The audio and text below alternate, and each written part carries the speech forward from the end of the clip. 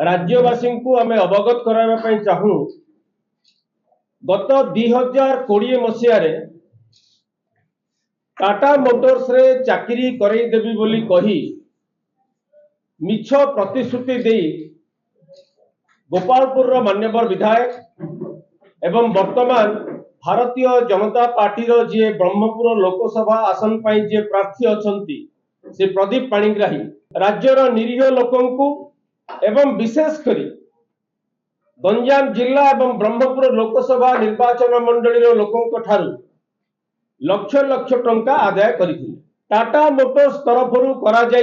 एक एतला मुताबक Tata Motors company जो एतला देथिला जाल ईमेल आईडी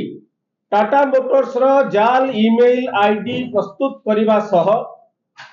टाटा मोटर्स रो एमडी भावे परिचय दे श्री प्रदीप पाणिग्राही एवं तांको सहयोगी आकाश पाठक जो रकम भावे लोकं को ठकिबार प्रयास करथिले एवं सेथिरे सफल हेइथिले एही मामला विचार विभागीय तदंत परिसरभुक्त हैला एवं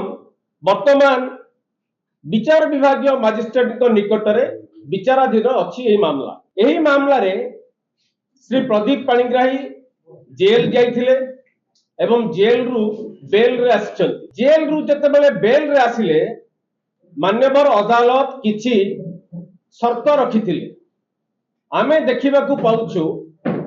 बारंबार से शर्तर से उल्लंघन करिसंती। कौन से शर्त थिला? मान्यवर अदालत जारी करिथिबा शर्त अनुसार कोर्ट रे व्यक्तिगत भावे हाजर होगा पई जते बेले तारीख आसीबो शर्त रखिथिले। ठीक सेही परी जामीन रे जेहेतु सी आछंती सेथिरे अन्य एक गुरुत्वपूर्ण शर्त थिला एही मामला बाबद रे से प्रेस रे किछि कहि परिबे नहीं बा विवृत्ति किछि रखि परिबे नहीं। विभिन्न समय रे आमे देखिबा को पाउछु से प्रेस रे एभली विवृत्ति रखुचंती जहा अदालत रो शर्तर सीधा सड़क उल्लंघन बारंबार से शर्त उल्लंघन करि आसुचंती जा फल रे विगत 4-5 तारीख रे से व्यक्तिगत भावे मध्य शर्त उल्लंघन करी हाजर हेइनाती विचार विभागीय मजिस्ट्रेट को जो शर्त थिला यह साधारण लोकंक मनरे जनसाधारण का मनरे गोटे प्रश्न आज आसीची विचार विभागीय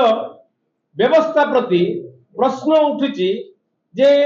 विचार विभागीय व्यवस्था प्रति प्रदीप पाणिग्राही कौन सम्मान नहीं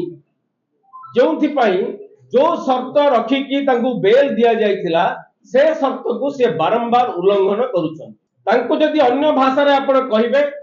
ताले अदालत अवमानना करिथिबा एक आसामी भाबरे आमे विवेचना करूछु लोक माने देखुछन। ठकेई जालियाती जाल दस्तावेज प्रस्तुति एवं जाल दस्तावेज प्रस्तुति करि सारला परे ताकू उपयोग करी व्यवहार करी जो भली भावे ए मामला रे से छंदी हेइछंती जो भली कार्य से करिछंती तांकू विचार विभागीय व्यवस्था अनुसार शर्त पालन करिया पई से बाध्य किंतु एथिरे से शर्तर खिलाफ करछंती एवं प्रत्येक अवसर रे आमे देखुछु से ए केस बाबद रे बाहर जो विवृत्ति रखुचंती ताहा बारंबार तांकर शर्त उल्लंघन करूछि। तेणु आमे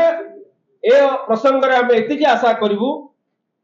जे क्राइम ब्रांच जो मामला दायर करथिले प्रदीप पाणिग्राही आकाश पाठक विरुद्ध रे